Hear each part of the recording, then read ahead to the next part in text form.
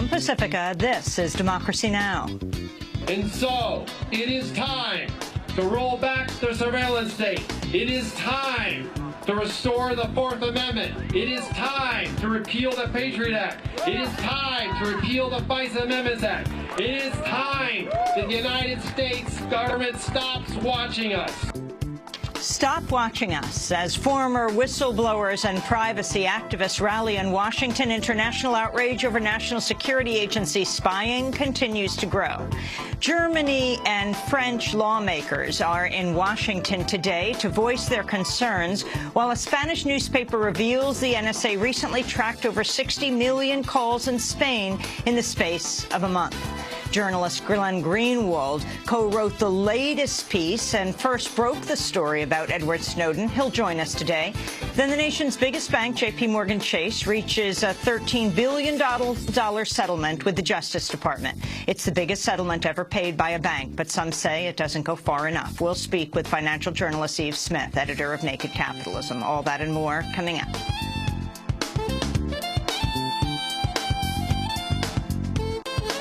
Welcome to Democracy Now!, democracynow.org, the War and Peace Report. I'm Amy Goodman. The spat over U.S. spying on Germany grew over the weekend following reports the NSA has been monitoring the phone calls of Chancellor Angela Merkel since as early as 2002, before she even came to office. The NSA also spied on Merkel's predecessor, Gerhard Schroeder, after he refused to support the Iraq War. NSA staffers working out of the U.S. Embassy in Berlin reportedly sent their findings directly to the White House. The German tabloid Bild also reports President Obama was made aware of Merkel's phone tap in 2010, contradicting his apparent claim to her last week he would have stopped the spying had he known. The White House initially refused to comment on the report, but later in the day the NSA denied the claim Obama had been briefed.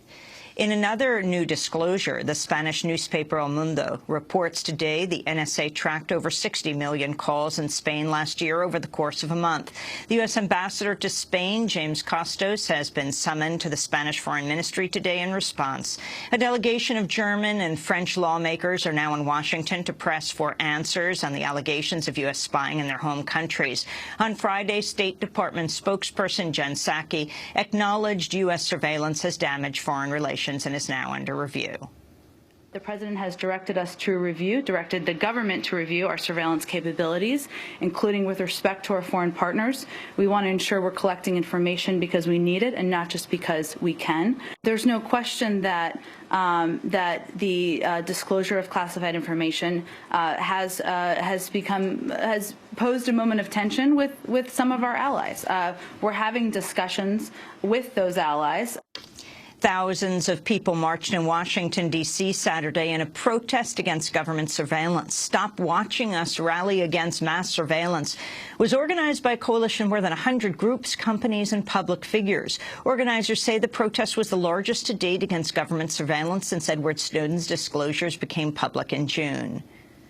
I'm just outraged, like most people here, at the mass surveillance that's going on, and people just don't seem to be upset about it. It's blatantly unconstitutional. Over the past several months, we the people have learned so much about the abuses going on and the complete lack of oversight and the mass surveillance into every detail of our lives. And we need to tell Congress that they have to act, and we need to demand it. We'll have more on the NSA protest after headlines and then speak to journalist Glenn Greenwald.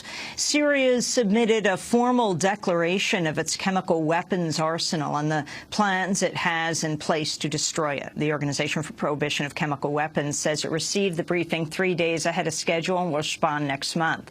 Syria faces a deadline to abolish its chemical stockpile by the middle of next year. In other Syria news, armed rebel groups are refusing to attend the upcoming peace summit in Geneva.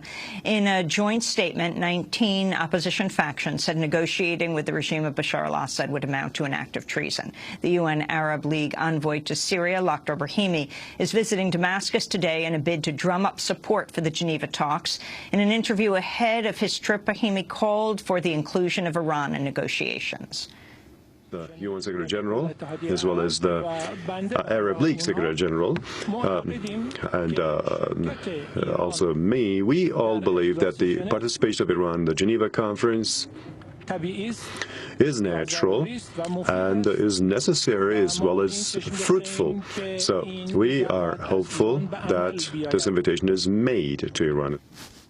At least 66 people were killed Sunday in more than a dozen bombings across Iraq. The latest violence comes ahead of Iraqi Prime Minister Nouri al-Maliki's visit to Washington this week. Maliki is seeking speedier delivery of U.S. weaponry, including drones and F-16 jets.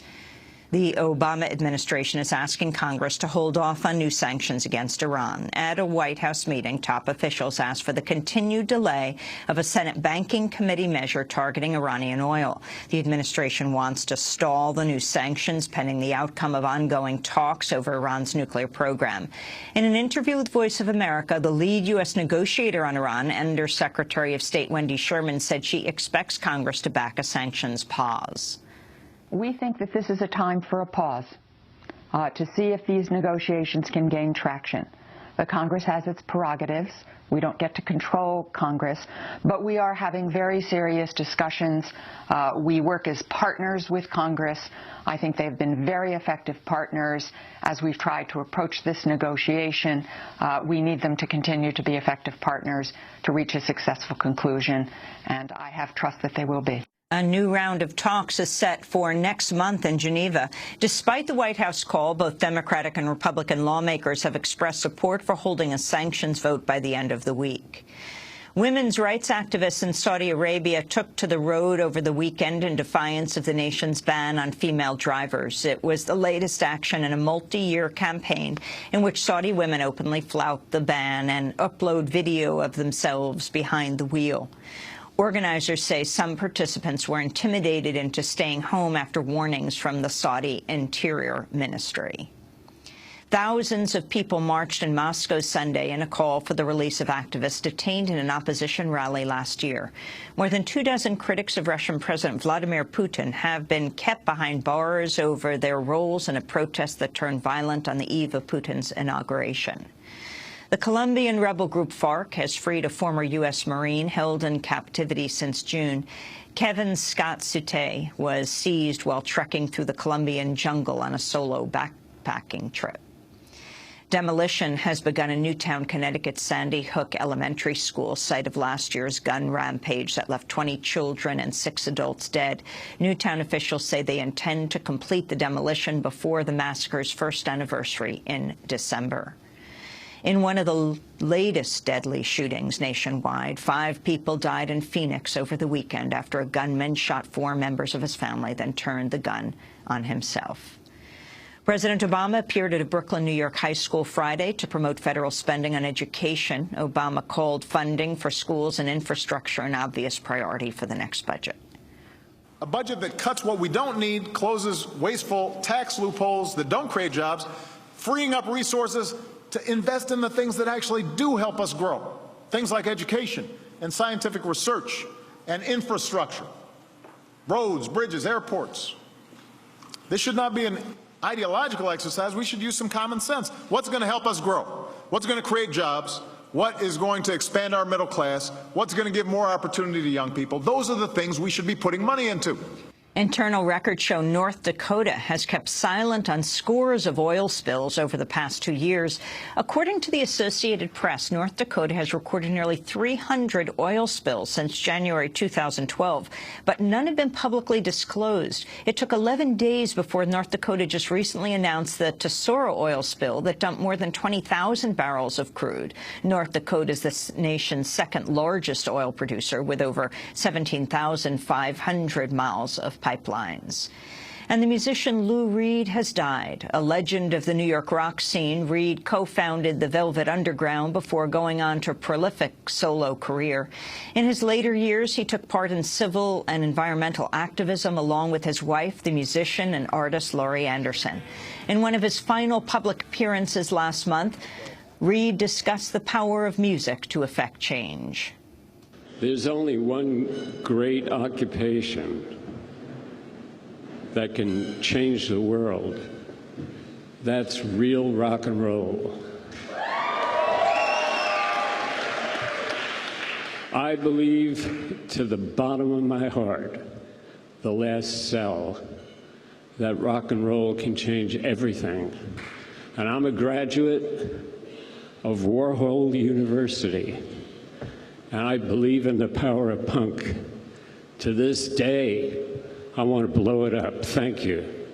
The late musician Lou Reed, he was 71 years old. He'd had a liver transplant last May. And those are some of the headlines. This is Democracy Now!, democracynow.org, The War and Peace Report. I'm Amy Goodman.